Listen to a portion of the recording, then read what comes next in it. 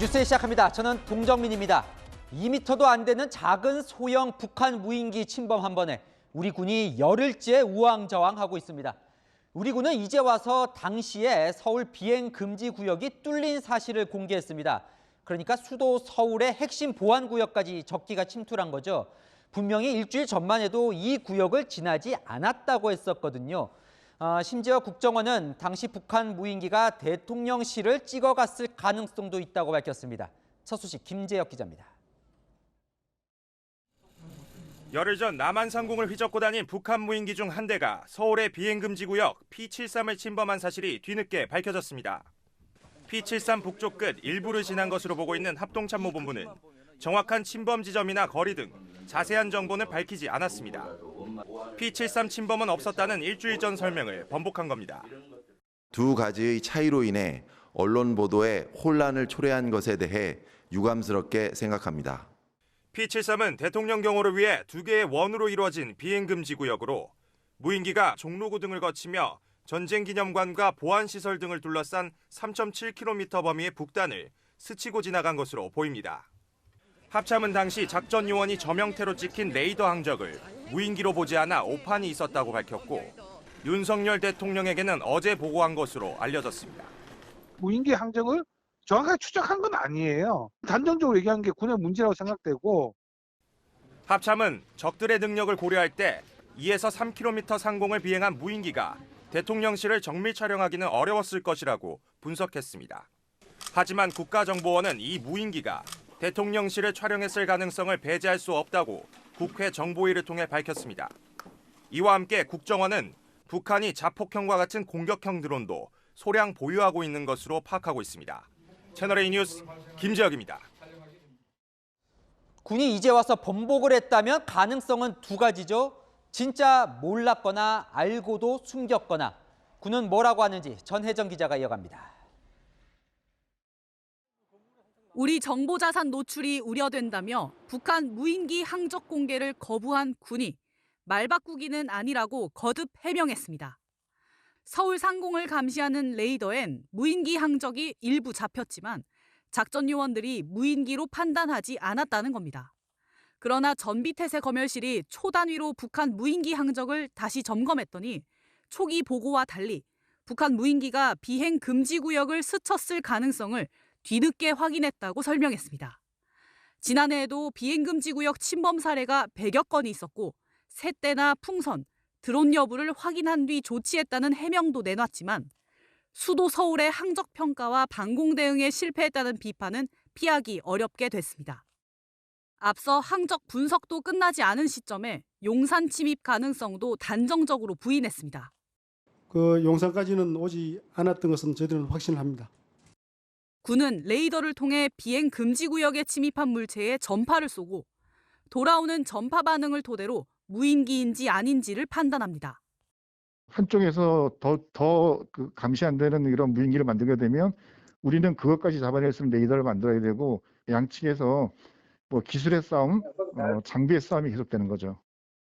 야당은 오늘 비행 금지 구역이 뚫렸다는 건 간첩이 울타리를 넘었다는 것과 똑같다며 윤석열 대통령의 대국민 사과와 이종섭 국방장관의 해임을 거론하며 비판의 목소리를 높였습니다. 채널A 뉴스 전혜정입니다. 요즘 대통령이 군을 질타하는 일이 잦은데요. 북한 무인기가 비행금지 구역에 침범한 걸 지금껏 몰랐더라도 알았는데 숨겼더라도 모두 문제다 보니 또 질타한 것으로 전해집니다. 대통령실은 진상조사를 거쳐 관련 인사를 문책할 수 있다는 격앙된 반응을 보이고 있습니다. 조영민 기자입니다. 윤석열 대통령이 북한 무인기의 비행 금지 구역 침범 사실을 뒤늦게 보고한 군을 질타한 것으로 알려졌습니다. 군의 무능함이 국민 신뢰를 떨어뜨렸다는 이유에서입니다. 대통령실 고위 관계자는 군 문책 인사가 있을 것이라며 군 자체 진상조사도 진행될 것으로 본다고 말했습니다. 그러면서 지난 5년간 군이 변한 것이 없다고 꼬집었습니다. 대통령실은 군의 분석 능력 미흡 쪽에 무게를 두는 분위기입니다. 대통령실 관계자는 군이 거짓을 보고했다기보다는 현장에서의 분석 능력이 떨어져서 발생한 상황으로 본다고 말했습니다. 윤 대통령은 북한의 무인기 도발 9일이 지나서야 비행 금지 구역 침범 사실을 보고받았습니다. 윤석열 대통령은 오늘 국가안보실과 국방부, 합참, 그리고 국방과학연구소로부터 우리 무인기 대응 전략에 대한 보고를 받았습니다. 대통령실은 이번 사안이 대통령실만이 아닌 국민 안위가 걸린 문제인 만큼 상황을 엄중히 보고 있습니다. 채널A 뉴스 조영민입니다. 윤석열 정부가 북한이 가장 민감해할 만한 카드를 만지작거리고 있습니다. 이보시오, 젊은 지도자 양반, 경제를 모르면 배우시오. 밤엔 24km까지 퍼지는 대북 확성기입니다. 정부는 대북 확성기 방송과 전단지 살포가 가능한지 법률 검토에 착수했습니다. 김유빈 기자입니다. 군사분계선 일대에 설치한 대형 스피커를 통해 북측으로 가요나 뉴스를 내보내는 대북 확성기 방송입니다. 북한 중정부는 대통령이 넘도록 강수설도 해외 성장은커녕 외국 성장조차 북한은 박근혜 정부 때 우리 확성기를 향해 발포하는 등 민감하게 반응해왔습니다. 남조선 괴뢰들의 심리전 방송 재개는 우리의 병진 노선에 따르는 정상적인 공정과는 하등의 연관도 없는 생뚱같은 도발이다. 남북관계 상황에 따라 중단과 재개를 반복해온 확성기 방송이 윤석열 대통령의 9.19 군사합의 효력 정지 검토 지시로 재개될 가능성이 높아지고 있습니다. 확성기 방송은 문재인 정부 때인 2018년 5월 남북 정상회담을 계기로 전면 중단됐습니다. 통일부는 확성기 방송은 물론 대북 전단 살포까지 가능한지 법률 검토에 착수했습니다. 남북관계 발전법 23조에 따라 남북 합의서 효력을 정지시킬 경우 24조에서 금지한 확성기 방송 등을 재개할 수 있는지 살펴보는 겁니다. 정부는 9.19 군사합의가 같은 날 나온 평양 공동선언의 부속 합의지만 평양 공동선언에 대해서는 별도의 효력 정지를 검토하고 있지 않다며 확대 해석에는 선을 그었습니다. 해군은 새해를 맞아 동서남해에서 해상 기동 훈련을 실시하며 북한을 압박했습니다. 채널A 뉴스 김유빈입니다.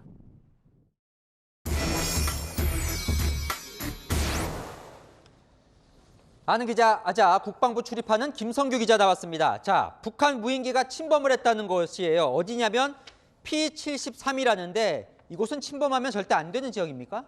P-73은 항공 테러를 막기 위해 설정된 수도권 비행 금지 구역입니다.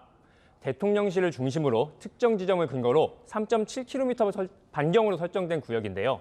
이 구역을 비행하려면 사전 허가를 받아야 하고 허가받지 않은 비행체가 출현하면 경고방송이나 사격, 때에 따라서는 격추할 수 있습니다. 그러니까 처음에는 침범을 안 했다고 했으니까 군이 번복한 건 맞는 거죠? 일주일 전 합동참모본부의 브리핑부터 들어보시죠.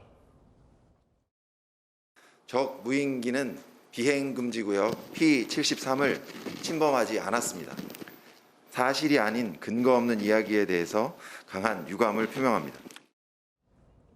그런데 오늘은 이렇게 얘기합니다. 적 무인기가 용산 상공을 지났다고 하는 보도는 사실이 아닙니다. 잘 들어보시면 일주일 전에는 P-73, 오늘은 용산 상공을 각각 말했는데요. P-73은 지도에서 보시는 바와 같이 용산을 포함한 종로구, 중구, 서초구, 마포구 등 인근 지역도 포함되어 있습니다. 오늘 합참은 재조사 결과 북한 무인기가 P-73 북쪽을 스치듯이 약간만 들어왔다 나갔다고 했습니다. 이 지역은 행정구역상 굳이 따지자면 종로구에 해당합니다. 정리하면 P-73 침범 사실을 인정하면서도 해당 지역이 용산구 상공은 아니라는 다소 궁색한 설명인 겁니다. 중요한 건 일주일 전 P-73 침범 사실이 없다는 주장이 잘못됐음을 시인한 것이어서 논란은 커질 것으로 보입니다. 그러니까 일주일 전과 지금 뭐가 달라진 거예요? 뭐가 달라졌기에 번복을 한 겁니까? 합참은 북한 무인기로 판단되지 않았던 전모양의 항적들을 좀 더 면밀히 살펴봤다고 합니다. 그랬더니 북한 무인기의 가능성이 높다고 판단했다고 설명하는데 판단이 달라진 이유는 이번 북한 무인기가 2m 크기의 아주 작은 정찰용이어서 탐지가 쉽지 않기 때문입니다. 하지만 정밀 분석이 나오기 전에 급하게 결과를 발표했고 이를 일주일 뒤 오류를 정정하면서 우리 군의 총체적 난맥상이 여실히 드러났다는 비난이 제기됩니다.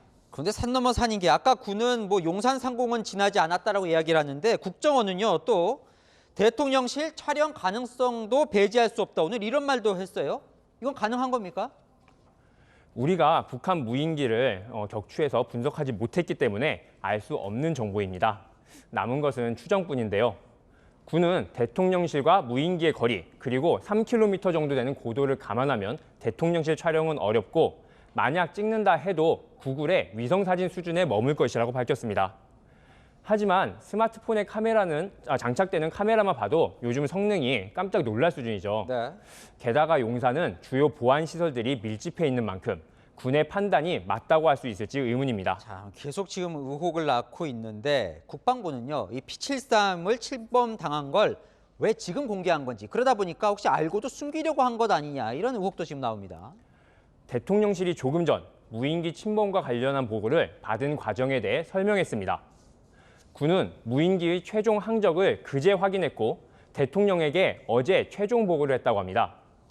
윤 대통령이 국민들에게 공개할 것을 지시함에 따라 오늘 오전 11시 합참의 백브리핑이 진행된 겁니다. 네, 잘 들었습니다. 아는 기자 김성규 기자였습니다. 자, 지금부터 다음은 단독 보도로 이어가겠습니다. 자, 감사원은 이 문재인 정부가 소득주도 성장 관련해 불리한 통계에 손을 댄 의혹을 감사 중이죠. 일회성이 아니라 2018년 8월 통계 내는 기법, 그 체계를 완전히 바꾸는데요. 이 당시 황수경 통계청장이 반대를 하는데도 통계청과 무관한 외부 인사의 제안대로 바꾼 것으로 알려졌습니다. 그리고는 곧이어 통계청장은 경질되고 그 연구위원이 통계청장이 됩니다. 이 연구위원은 청장 취임 후에 좋은 통계로 보답하겠다고 말해 논란이 됐었는데요. 감사원은 그 통계 기법 교체 과정에서 청와대가 개입했는지 들여다보고 있습니다. 윤수민 기자의 단독 보도입니다. 2018년 5월 통계청이 소득주도 성장의 불리한 통계 결과를 발표하자 당시 한국보건사회연구원 선임연구위원이었던 강신욱 전 통계청장은 이를 반박하는 보고서를 청와대에 제출했습니다.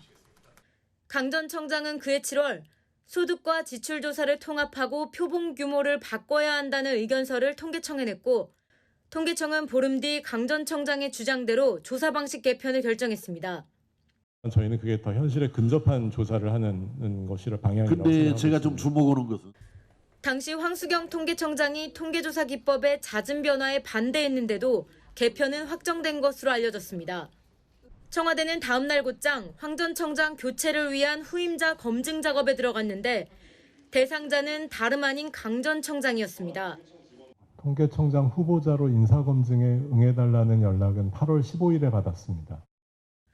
감사원은 외부 인사에 불과했던 강 전 청장의 뜻대로 가계동향 조사 방식이 개편된 데는 청와대 개입 없이는 불가능하다고 보고 집중 감사를 벌이고 있습니다. 채널A는 황수경, 강신욱 두 전직 통계청장의 입장을 듣기 위해 수차례 연락을 취했으나 닿지 않았습니다. 채널A 뉴스 윤수민입니다. 감사원은 이 통계 조사 기법 변경 때 들어간 예산도 들여다보고 있습니다. 130억 원이나 들었는데 불과 보름 만에 당초 예산보다 100억이나 늘려서 국회에 제출이 됐거든요. 그 과정에 청와대가 개입했는지를 보고 있습니다. 어쨌든 이렇게 조사 방식을 바꿔서 소득 분배의 지표는 문재인 정부가 원하는 대로 좋아졌습니다. 최수연 기자의 단독 보도입니다. 통계청이 2018년 7월 이듬해 사회통계 개편 예산으로 기획재정부에 요구한 금액은 28억 원. 하지만 기재부가 2019년 정부 예산안을 국회에 제출하기 사흘 전 관련 예산은 130억 원으로 늘어났습니다. 강신욱 전 통계청장 주도로 가계 동향조사 통계 개편 방안이 확정된 지 보름 만에 무려 100억 원 예산이 증액된 겁니다. 기재부도 반대 없이 즉각 예산안에 반영했는데 감사원은 이 과정에서 청와대의 개입 여부를 확인하고 있습니다. 복수의 통계청 인사들은 청와대의 관심 사안이라 기재부도 증액 요구를 거절하지 못한 것으로 안다고 전했습니다. 이런 예산 증액은 당시 국회에서도 논란이 되기도 했습니다.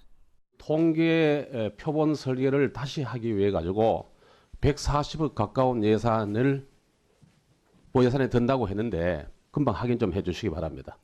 거액의 예산을 투입해 바꾼 방식으로 조사한 결과 소득 분배 상황은 크게 개선된 것으로 나타났습니다.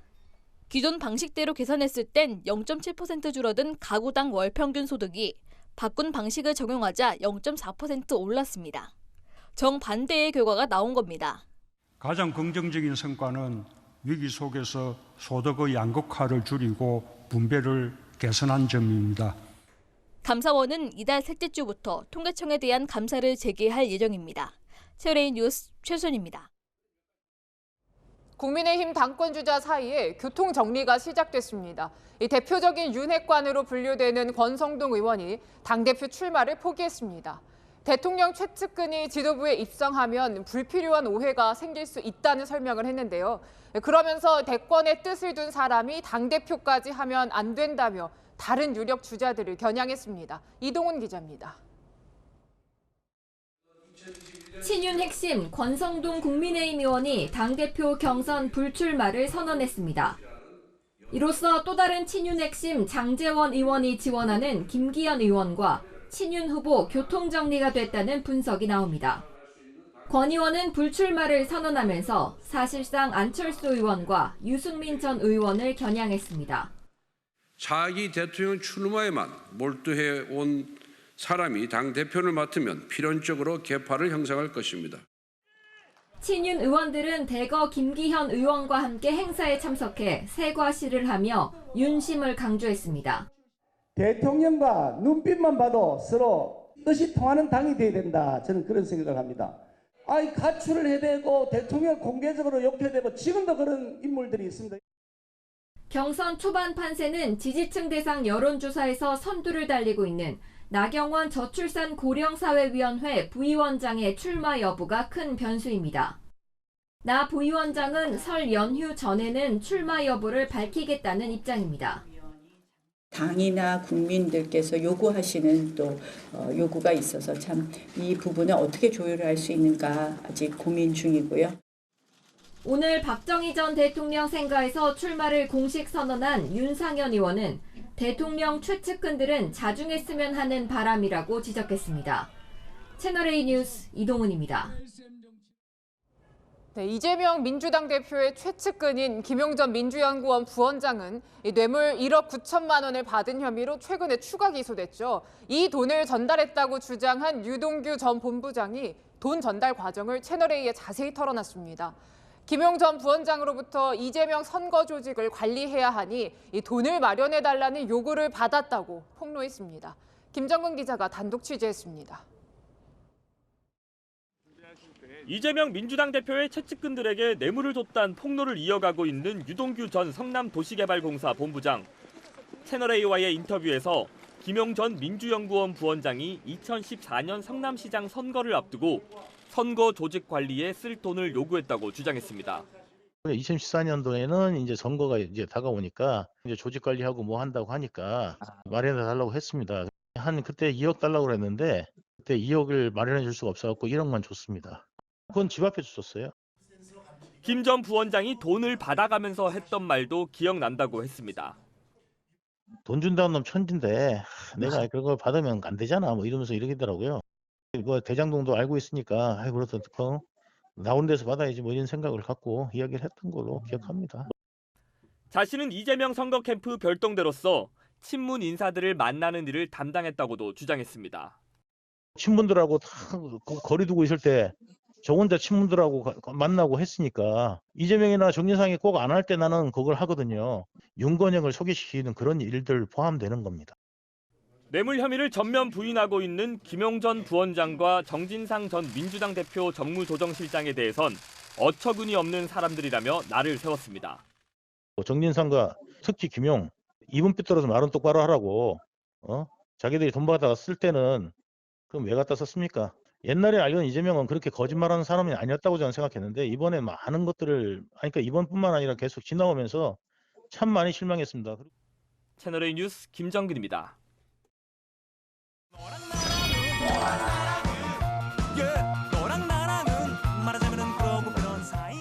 네, 여랑야랑 정치부 김민지 기자와 함께합니다. 첫 번째 주제 보겠습니다. 누가 단식 얘기를 했습니까? 안민석 민주당 의원입니다. 본인이 단식을 하겠다는 건 물론 아니고요. 민주당이 169석을 가지고도 무능하다는 진단을 받고 있다면서 당 지도부를 향해서 결단을 촉구했습니다. 김건희 특검 이런 거 말로만 할 게 아니라 이제 결단하고 행동해야 된다. 정말 미안한 이야기지만은 박홍근 원내대표가 김성태 원내대표의 당시에 단식 농성을 잘 들여다봐야 된다. 그런 말씀 드리고 싶습니다.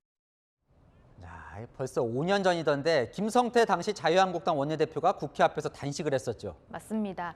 드루킹 특검을 주장하면서 9일 동안 단식을 했었는데요. 우여곡절도 많았습니다.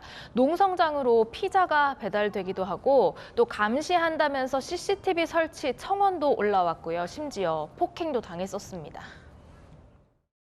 김영삼 전 대통령이 굶으면 죽는다 그랬습니다. 그 대신 굶으면 반드시 진실은 밝혀집니다. 저는 자신합니다.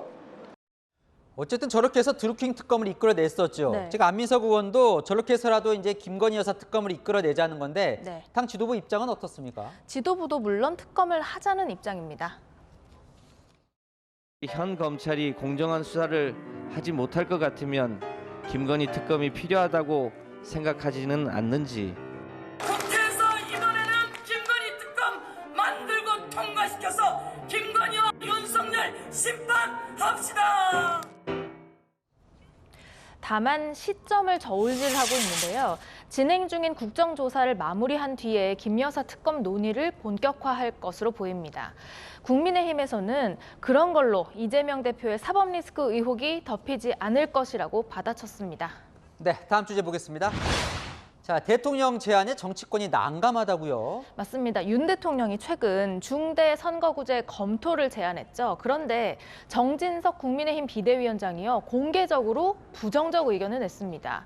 중대 선거구제로 갔다가 다시 소선거구제로 돌아온 일본의 사례를 들면서 당내 파벌 정치가 심화된다고 지적한 건데요. 중대 선거구제는 한 지역의 후보를 2명 이상 내게 돼서 파벌이 생길 수 있다는 겁니다. 이례적이네요. 대통령이 얘기를 했는데 비대위원장, 여다 비대위원장이 반대를 했네요. 맞습니다. 반면에 원내대표는요, 대통령에게 발맞추고 있습니다. 민주당에 다시 한번 협조를 구합니다. 유불리를 따지지 말고 바람직한 방향에 부합하는 제도가 무엇인지만 보고 결정해 주기를 바랍니다. 36년째 지속되어 온 소선거구제는 구수명을 다하고 있습니다. 진짜 속내가 뭔지 모르겠네요. 그런데 야당은 왜 난감한 거예요? 어제 이재명 민주당 대표가 중대 선거구제에 대해서 부정적인 뜻을 밝혔는데요. 예전에는 국민의 선택 폭을 넓힌다는 이 취지에는 공감한 적이 있다 보니까 입장을 바꾼 것 아니냐 논란에 휩싸였습니다. 양당 독점 체제 이거 이제 그만해야 됩니다. 둘 중에 하나가 아니라 둘이 잘 못하면 제3의 선택이 가능하게 해가지고 저는 제3의 선택이 가능한 정치 시스템이 바람직하다라는 말씀을 드렸고 그 방식이 중대 선거구제라야 한다라고 생각하지는 않습니다.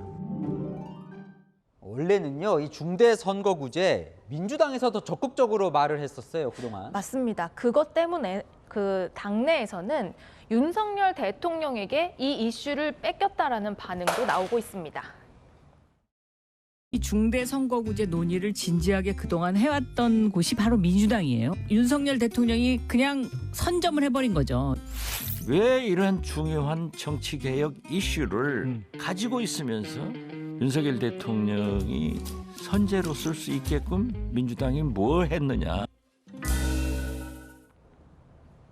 이런 비판을 의식한 듯 이재명 대표는 내일 혁신위원회를 띄워서 선거구제 논의를 좀 해보겠다고 합니다. 대통령이 던진 중대선거구제 제안에 여야가 모두 갈팡질팡하고 있는데요. 이참에 우리에게 최선의 선거제도가 뭔지 진지한 정치 개혁 논의가 이루어지길 바랍니다. 네, 지금까지 야랑야랑이었습니다. 다음 소식입니다. 코로나 확진 판정을 받은 뒤에 격리를 거부하고 달아났던 중국 남성이 이틀 만에 붙잡혔습니다.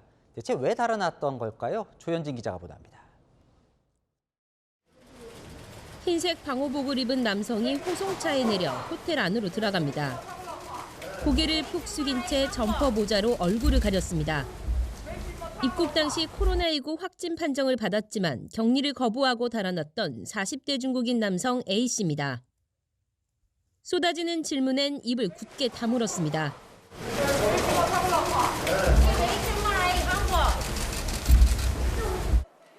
A씨는 그제 여행 비자를 통해 입국한 직후 인천공항에서 받은 PCR 검사에서 확진 판정을 받아 격리 조치가 예정됐습니다. 하지만 같은 날 밤 10시 4분쯤 격리 장소인 호텔에 도착하자마자 감시가 소홀한 틈을 타 달아났습니다. 다음 날 새벽 인근 대형마트 앞에서 포착된 이후 종적을 감췄습니다.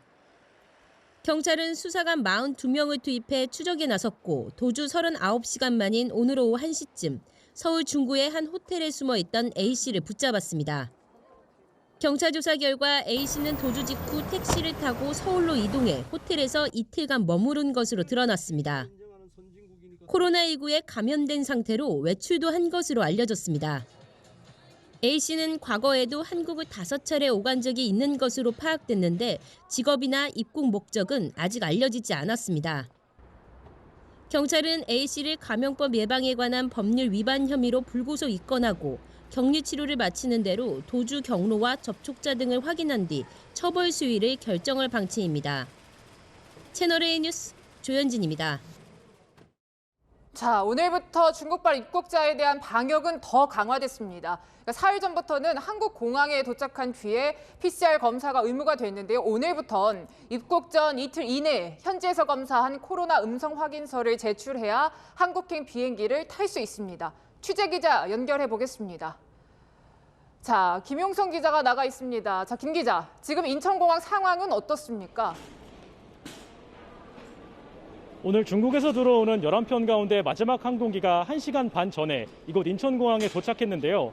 입국 수속을 마친 탑승객들이 제 뒤에 있는 게이트를 지나 차례로 나오고 있습니다. 이들 가운데 단기 체류 입국자들은 공항 내 검사센터로 이동해 PCR 검사를 받고 결과가 나올 때까지 대기하게 됩니다. 특히 오늘부터 중국발 입국자들은 출국 전 48시간 이내 음성 확인서를 발급받아야만 한국행 항공기에 오를 수 있습니다. 인천공항에 도착해서도 검역 창구에서 출국 전 등록한 코로나19 음성 확인서와 검역 정보 시스템, 일명 Q코드를 확인받아야 합니다. 뒤이어 입국 심사 과정에서 체류 기간에 따라 공항 내 또는 보건소 PCR 검사 절차를 안내받게 되는 겁니다. 5번, 6번 여러 가지 지금 검사가 많은데 뭘 미리 준비하는지 모르거든요. 근데 이전보다 번거롭긴 하죠.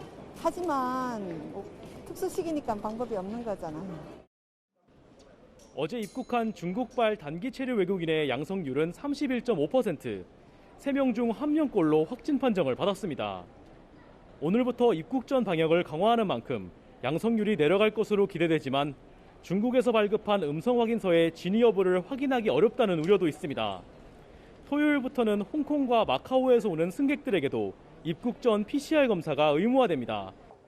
채널A 뉴스 김용성입니다. 이런 상황에서 중국은 코로나19로 장례식장과 병원이 아비규환입니다. 장례식장을 오픈런하는가 하면 심지어 공터에서 장례를 치르기도 합니다. 그럼에도 중국 정부는 어제 코로나 사망자 단 1명이라고 발표했습니다. 베이징에서 공태현 특파원입니다. 동도 트기 전인 아침 6시, 수십 명의 사람들이 일제히 뛰기 시작합니다. 전날 밤 9시부터 화장장 번호표를 받으려 기다린 사람들입니다.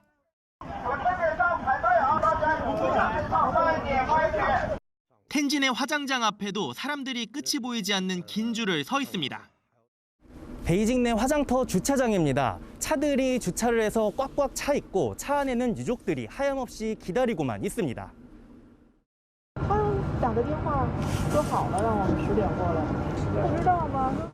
화장장이 없어 사람들이 공터나 아파트 주차장에 모여 시신을 화장하는 영상들도 SNS에 등장했습니다. 코로나19에 꺾이지 않는 확산세에 사망자가 기하급수적으로 늘면서 화장장과 장례식장이 사실상 마비됐습니다. 영국 보건데이터 업체는 중국에서 하루 9,000명 정도가 코로나로 사망한다고 추정했습니다. 국제보건 전문가들도 중국이 긴급조치에 나서지 않으면 올해 코로나 사망자가 최소 100만 명에 달할 것으로 예측합니다. 하지만 중국 당국은 어제 코로나 사망자가 단 1명이라고 밝혔습니다. Government released the number that was the single digit number of the deaths. That is totally ridiculous and not credible. 세계보건기구는 중국이 확진자와 사망자 수를 축소한다며 믿을 수 있는 데이터를 달라고 요청했지만 중국은 이미 충분한 정보를 공유하고 있다고 밝혔습니다. 베이징에서 채널A 뉴스 공태현입니다. 리용호 전 북한 외무상 처형설에 대해 국가정보원이 숙청 여부가 확인됐다라고 밝혔습니다. 다만 처형 여부는 확인하지 못했습니다. 김정은의 장악력을 높이기 위해 군의 수뇌부도 바꾼 걸로 파악됐습니다. 한수아 기자입니다. 김정은 북한 국무위원장이 측근을 숙청하고 군 수뇌부를 대거 교체한 사실이 국가정보원을 통해 확인됐습니다. 최근 언론에 보도된 이용호 전 외무상 관련해서 숙청 여부는 확인되나 처형 여부는 확인되고 있지 않았다라고 확인했습니다. 숙청된 리용호 전 외무상은 2019년 하노이 북미 정상회담 등 미국과의 협상을 주도한 인물입니다. 미국이 우리의 제안을 수용할 준비가 되어 있지 않다는 것이 명백해져 있습니다. 국정원은 구체적인 숙청 배경에 대해서는 밝히지 않았습니다. 북한 군부서열 1위인 박정천 노동당 중앙군사위원회 부위원장은 리영길로 교체됐습니다. 훈련 중에 전비 퇴사가 미흡하고 군 지휘 통솔이 부진하는 등의 문책성 인사로 파악하고 있습니다. 김정은의 군 장악력을 제고하기 위한 목적이 있는 것으로 이렇게 국정원은 해석하고 있습니다. 최근 김 위원장이 둘째 딸 김주애와 공개 행보를 함께하는 것에 대해서는 세습에 대한 의지를 보여주기 위한 것이라고 국정원은 분석했습니다. 다만 김주애가 후계자를 의미하는 것은 아니라고 덧붙였습니다. 채널A 뉴스 한수아입니다. 연쇄살인범 이기영 동거녀의 시신을 찾기 위한 수색 작업이 열흘째 허탕입니다. 이기영이 경찰에게 주는 마지막 선물이라면서 지목한 곳도 가보면 없습니다. 이 경찰을 갖고 논다는 말까지 나오는데 김지훈 기자 보도 보시고 어떻게 된 영문인지 아는 기자와 살펴보겠습니다. 감옥에 갇힌 연쇄살인범이 형사에게 7명의 피해자 리스트를 주고 심리게임을 하는 내용의 영화 암수살인. 극중 살인범은 형사에게 매장 장소를 알려주며 자신이 저지른 일이라고 주장합니다. 이 형가 어디서 미래가 안 믿을 수가 있겠나? 일단 무조건 믿고 끝까지 의심하자. 소방대원이 탄 보트가 얼음을 깨고 강 중심부를 가로지르며 수중 카메라로 물밑을 훑습니다. 강가에선 굴착기 2대가 쉴 새 없이 흙을 퍼냅니다.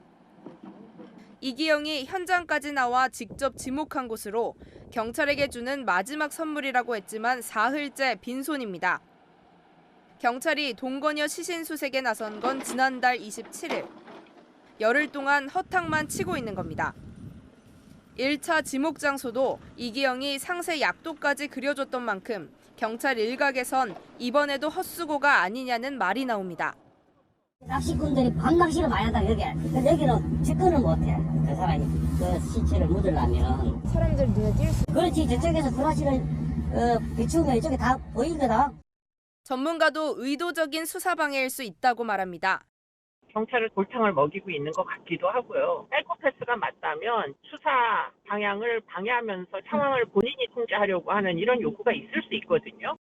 한편 국회는 살인, 강간 등 흉악범죄를 저지른 범인 신상을 공개할 때 최근 30일 이내에 촬영한 얼굴 사진을 사용하도록 하는 법률 개정안을 발의했습니다. 채널A 뉴스 김지윤입니다.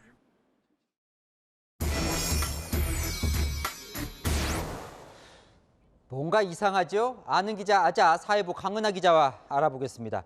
경찰이 이기영에게 농락당하고 있는 겁니까?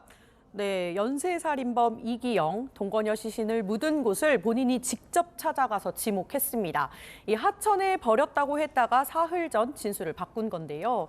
이기영은 경찰에게 주는 마지막 선물이라고도 했습니다. 이 경찰이 수색견, 굴착기, 수중 카메라까지 지금 총동원해서 탈탈 털고 있는데 시신은 나오지 않고 있습니다.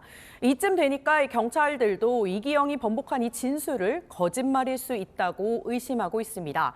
이 전문가들도 이기영이 자신의 말 한마디에 경찰들이 좌지우지되는 이 상황 자체를 즐기는 것으로 보인다고 분석하고 있습니다. 그래도 이기영 진술이 뭔가 좀 그럴듯한가 보죠? 경찰이 실제로 움직이는 걸 보면요. 네, 일단은 이 진술 자체가 굉장히 구체적입니다. 처음 진술도요, 거짓이었지만 이 차량용 루프백에 시신을 담아 하천변에 유기했다면서 이 그림까지 그려가면서 확신에 찬 자세로 진술을 했습니다. 경찰이 뭘 물어보든 네, 맞습니다. 이렇게 마치 군인처럼 대답했다고 합니다. 이 허탕치고 의심이 가도 경찰 역시 현재 뾰족한 수가 없습니다. 이기영 진술 외엔 현재 시신 유기 장소를 특정할 그 어떤 근거도 없기 때문입니다. 본인은 잔인하게 연쇄살인을 저질러 놓고 왜 얼굴 공개를 안 하냐는 물어보자 본인은 가족과 지인이 걱정된다. 이건 뭐 이중인격 아닌가요? 이 정도면? 네, 어제 경찰서 문을 나설 때요, 경찰이 얼굴을 가린 이 마스크를 벗자고 했더니 이기영 강하게 거부했습니다. 이 가족과 지인들에게 피해를 끼치기 싫다, 이게 이유였는데요. 하지만 이것조차 거짓말일 가능성이 높습니다. 이 가족과 지인을 걱정한 게 아니라 자기 자신을 걱정했을 거라는 겁니다. 본인의 얼굴이 알려지게 되면 지금까지 쌓았던 일정한 체면에 대한 손상 또는 혹시 있을 수도 있는 여죄 수사의 결정적인 증거에 대한 제보의 두려움, 치명적인 제보의 가능성을 두려워할 가능성이 더 크지 않나 생각합니다. 근데 궁금한 게요. 이렇게 거짓말을 하는 이유가 무엇일까요? 본인에게 유리한 게 별로 없어 보이는데요. 네, 이 리플리 증후군이거나 혹은 허세형 허언증일 수 있다는 이런 분석이 나옵니다. 이기영이 리플리 증후군이라면요, 자기가 말한 거짓말과 그 상황이 진짜 현실이라고 스스로 체면처럼 믿을 수 있다는 거고요. 반면에 허언증이라면 자기가 거짓말하는 걸 알고는 있지만 이 허세와 함께 그냥 상습적으로 거짓말을 하는 겁니다. 이 유기 장소를 밝힌 게 심경 변화에 의한 진실인지 그냥 거짓말인지는 이기영 본인만 알고 있겠죠. 만약에 이러다가요, 동거녀 시신을 찾지 못하게 되면 그 부분은 처벌을 못하는 건가요? 그렇지는 않습니다. 현재 이기영이 머물던 이 동거녀의 집에서요, 6명의 DNA가 검출됐습니다. 그중에 2개가 여성의 것이었는데요. 숨진 동거녀의 경우에는 친오빠를 찾아서 DNA를 채취해서 국과수에 현재 대조를 의뢰한 상황입니다. 친부모와 형제 자매의 DNA로는 신원 확인이 가능하기 때문에요. DNA가 일치한다면 시신을 못 찾아도 처벌하는 데는 큰 무리가 없을 것으로 보입니다. 네, 잘 들었습니다. 아는 기자 강은하 기자였습니다. 운동선수와 배우 등 70여 명이 수사 선상에 오른 병역비리 사건 속보입니다. 이 병역의 신이라고 홍보했던 브로커 구모 씨가 국군 포로 단체까지 속인 걸로 드러났습니다. 이 단체에서 부대표 직함까지 얻어서 병역비리에 이용한 겁니다. 2019년부터 구 씨에 대한 신고가 잇따랐지만 이 정부가 사실상 방치한 정황도 드러났습니다. 남영주 기자가 보도합니다. 6.25 국군 포로 가족회 대표가 병역 브로커 구모 씨를 오늘 사기 혐의로 고소했습니다. 자신들을 속여 단체 직함을 얻어내고 이것을 병역 비리에 이용했다는 겁니다. 사기를 치기는데 우리 그 부대표 직분을 이용했잖아요. 우리 단체를 이용했으니까 저는 거기에 대해서 정말 참을 수 없잖아요. 구모 씨가 국군 포로 가족회를 찾은 건 지난 2021년 3월. 자녀들에게 화랑 무공 훈장을 받게 해주는 대신 단체 직함을 달라고 요구한 겁니다. 자기가 국방부와 연결이 있다 하더라고. 그 인터넷에 검색해서 이 사람이 엄청 경력, 학력 뭐 이런 것도 다 했고 안 믿을 수 없잖아요. 아, 이 사람 대단한 사람이구나. 비상근 부대표로 임명했지만 훈장 수령이 이뤄지지 않자 구 씨는 국방부와 주고받은 이메일 내역을 보여주며 안심시켰는데 이 역시 거짓이었습니다. 수신자는 없는 사람이고 접촉한 메일 주소 역시 가짜였습니다. 계획적으로 농락한 건데 앞서 2019년부터 구 씨에 대한 신고가 잇따랐던 것으로 드러났습니다. 국방부와 병무청, 경찰 등에 병역 기피를 조장하고 권유하는 행정사가 있다는 민원이 접수됐는데 정작 정부는 계도 조치만 했습니다. 군 당국은 병역 면탈 행위자가 특정되지 않아 조사할 수 없었다고 해명했습니다. 국민의힘 당대표에 출마한 김기현 의원은 오늘 SNS에 티끌 같은 비리도 발붙이지 못하도록 병역 비리를 발본색원하겠다고 밝혔습니다. 채널A 뉴스 남영주입니다. 네, 심각한 저출산 문제 해결을 위해 우리 정부가 헝가리식 대책을 예고했습니다. 그러니까 신혼부부에게 돈을 빌려준 뒤에 아이를 낳으면 이자는 물론 원금까지 탕감해 줄 수 있다는 겁니다. 문제는 1년에 12조나 되는 예산이겠죠. 서주희 기자가 취재했습니다. 대통령직 속 저출산 고령사회위원회가 자평 과감한 정책을 예고했습니다. 조금 더 과감한 정책, 일종의 원금 부분에 대해서도 일정 부분 탕감할 수 있는 부분은 없나. 신혼부부나 청년에게 저금리로 장기 대출을 해준 뒤 아이를 낳게 되면 대출 원금을 탕감해주겠다는 겁니다. 헝가리가 도입했던 출산 장려 정책인데 헝가리는 신혼부부에게 4천만 원을 대출해준 뒤 5년 안에 아이 1명을 낳으면 대출 이자를 면제해주고 3명을 출산하면 대출금을 전액 탕감해줍니다. 이 정책 시행 이후 헝가리는 30년 만에 혼인 건수 최고를 기록했습니다.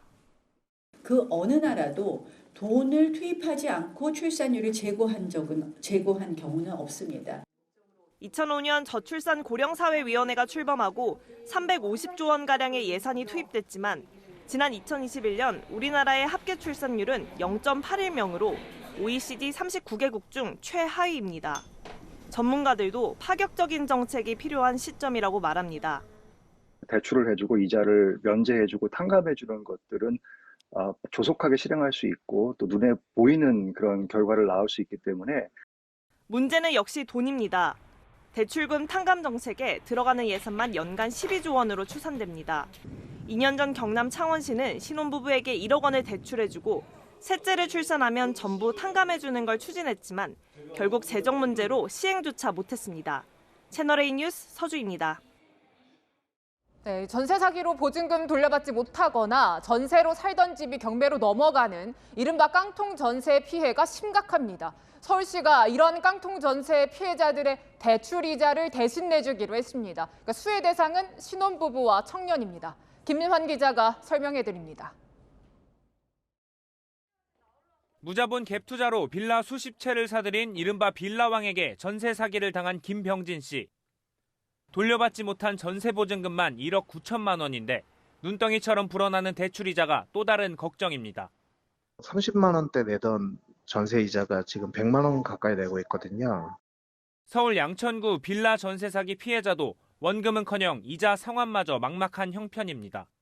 소득의 한 30% 정도 되는 것 같은데요. 연장하게 되면 거의 40, 50%까지 차지하지 않을까 싶어요.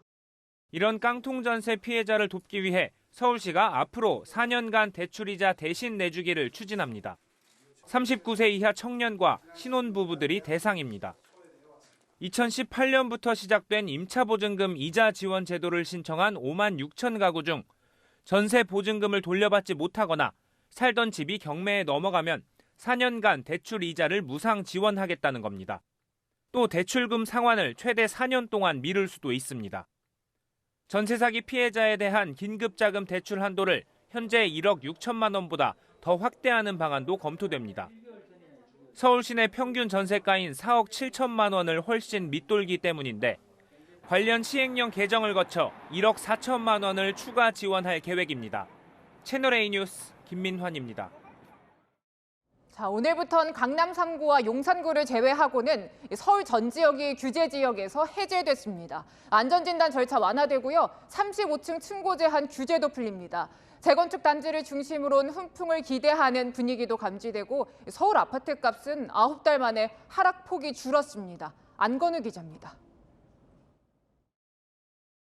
오늘부터 규제 지역에서 벗어난 서울 목동의 아파트 단지. 재건축을 추진하는 단지가 많은 곳이기도 합니다. 오늘 재건축 대못으로 불리던 안전진단 절차가 대폭 완화되고 서울 아파트 층고를 제한하는 일명 35층 룰까지 9년 만에 벗어던진 상황. 남은 규제가 있지만 훈풍을 기대하는 목소리가 큽니다. 소지 거래가 되는 안 풀렸더라고요. 단지별 준비를 좀 하게 있을 것 같고 지금으로서는 호재이긴 합니다. 기대감은 무려 9개월 만에 하락폭이 줄어든 집값에서도 감지됩니다. 규제 완화 발표 직전 이뤄진 조사에서 서울 아파트값은 0.67% 하락해 전주보다 낙폭이 줄었고 전국적으로도 같은 흐름을 보였습니다. 세 부담이 줄고 거래에 숨통이 트이자 일부 집주인은 매물을 거두는 분위기입니다. 지난달 초 5만 4천 건대였던 서울 아파트 매물은 규제 완화가 거론될 때마다 감소해 오늘은 5만 1천 건대로 줄었습니다. 매도자들은 규제 완화에 대한 기대감을 키우겠지만 매수자들은 이보다 하락 요인인 고금리나 경기 침체에 더 초점을 맞출 수가 있어서 세력 간의 힘겨루기가 진행될 것으로 예상이 됩니다. 전문가들은 고금리 탓에 매수자도 움직일 수 없다며 당분간 큰 폭의 집값 상승은 기대하기 어렵다고 말합니다. 채널A 뉴스 안건우입니다. 세계 최대 가전정보기술 전시회인 CES가 우리 시간 내일 새벽에 개막합니다. 이번엔 또 어떤 새로운 기술이 세상을 깜짝 놀라게 할지 궁금한데요. CES가 열리는 미국 라스베이거스에서 안보겸 기자가 전해드립니다. 벽면과 천장을 유유히 헤엄치는 듯한 범고래들. 수족관이 아니라 볼록하고 오목한 스크린 260장을 이어붙인 초대형 화면입니다. LG전자가 선보인 차세대 디스플레이인데 리모컨 버튼을 누르면 평평한 화면이 오목하게 변하며 영상미를 더합니다. 전선이 모두 사라진 TV는 한 폭의 그림 같습니다. 영상을 보면서 유리창처럼 화면 너머까지 볼 수 있는 스크린도 처음 공개됐습니다. 삼성전자가 내놓은 TV에선 영상통화도 할 수 있습니다. 저는 지금 휴대전화를 들고 영상통화를 하고 있습니다. 그런데 이런 제 모습, 상대는 큰 TV 화면으로 볼 수 있는데요. 가로뿐만 아니라 세로로도 가능합니다. 98인치 초대형 TV로 같은 콘텐츠를 보고 친구와 실시간 채팅을 하면서 단체 관람하는 기분도 낼 수 있습니다. 반으로 접었다가 쭉 늘릴 수 있는 화면부터 앞뒤 360도로 접히는 차세대 화면 기술도 첫 선을 보였습니다. 올해 CES는 코로나19 이후 3년 만에 대규모로 행사가 열립니다. 올해는 구글과 아마존, 마이크로소프트 등 미국 빅테크 기업도 대거 참여하는 상황. SK와 롯데, HD 현대 등 국내 기업 약 550곳을 포함해 전 세계 3천여 기업이 세상을 놀라게 할 기술들을 앞다퉈 공개할 예정입니다. 라스베이거스에서 채널A 뉴스 안보겸입니다. 요즘엔 모바일 상품권으로 결제하는 분들 꽤 있으시죠? 자, 이런 상품권 200개 정도를 살펴봤더니 절반 이상은 석 달 안에 다 써야 했습니다. 사용할 수 있는 기간이 너무 짧다는 지적이 나옵니다. 정현우 기자입니다. 4,500원짜리 아메리카노 한 잔으로 바꿀 수 있는 모바일 상품권입니다. 카페 애플리케이션에 상품권을 입력해보니 유효기한이 지나 주문할 수 없다고 나옵니다. 이처럼 모바일 상품권엔 저마다 사용 유효 기한이 있는데 문제는 너무 짧다는 겁니다. 한국소비자원이 시중에 판매되는 215개의 모바일 상품권을 조사해봤더니 절반 이상은 유효 기한이 3개월 이내였습니다. 한 달 이내인 경우도 있었습니다. 3달, 4달 정도 됐던 것 같아요. 포탈에 가서 식사하고 쿠폰을 제출을 했는데 이게 유효기간이 만료돼서 사용할 수 없다. 만료일자가 다가왔다든지 기한을 좀 잘 볼 수 있게 표시를 해주는 게 맞지 않나라고. 상품 가격이 오를 경우 차액만큼 추가 요금을 요구받기도 합니다. 세트 메뉴 하나를 가지고 이제 기프티콘을 구매해서 사용을 했더니 그 사이에 메뉴 가격이 올라가지고 차액을 더 지불해야 한다는 거예요. 항의를 했지만 결국에는 그냥 어쩔 수 없다고. 유효기한이 지나 연장이나 환불을 거부당했다는 피해구제 신청도 이어지고 있습니다. 물품형 상품권 관련한 피해구제 신청 건수는 총 162건으로 유효기간 경과가 58%로 가장 많았으며 소비자원은 공정거래위원회 표준 약관에 따라 모바일 상품권 유효기한을 최소 1년으로 늘리고 가격 인상 시에도 추가 요금을 받지 않도록 상품권 발행 업체들에 권고할 예정입니다. 채널A 뉴스 정현우입니다. 내일은 절기 소환인데요. 추위가 물러가는 틈을 타고 전국에 비와 눈 소식이 있습니다. 주로 비로 시작됐다가 기온이 떨어지는 밤부터는 눈으로 바뀌며 특히 중부지방에 집중되겠습니다. 비와 눈은 내일 퇴근길 무렵부터 시작되겠는데요. 강원 내륙과 산지에 최고 10cm 이상, 서울에도 최고 5cm의 많은 눈이 내리겠습니다. 같은 수도권 안에서도 동부에 더 많은 눈이 내리면서 강수 편차가 크겠습니다. 미세먼지도 말썽입니다. 강원 영동을 제외한 전국의 미세먼지 농도는 종일 나쁨 수준이 예상됩니다. 내일은 한파특보가 모두 해제되면서 일교차가 커지겠습니다. 내일 아침 서울은 영하 3도, 전주는 영하 2도로 출발하겠고요. 한낮에는 서울 5도, 전주는 9도로 오늘보다 높겠습니다. 당분간 큰 추위는 없겠습니다. 날씨였습니다. 열흘 전 북한 무인기가 지나간 뒤에 또 무인기 왔다고 전투기 띄웠다가 새떼라면서 번복한 적 있죠. 무인기와 새떼도 구별을 못하냐, 이 번복 때문에 군이 체면을 구겼습니다. 그런데 북한 무인기가 침범한 지 열흘이 지난 오늘 당시 우리 비행금지 구역 안으로 들어왔었다고 밝혔습니다. 일주일 전엔 분명히 침범을 안 했다고 했으니 또 번복한 거죠. 이 번복이라는 건요, 무능하거나 숨겼거나 둘 중 하나죠. 마침표 찍겠습니다. 추락하는 군 신뢰. 뉴스에 마칩니다. 감사합니다.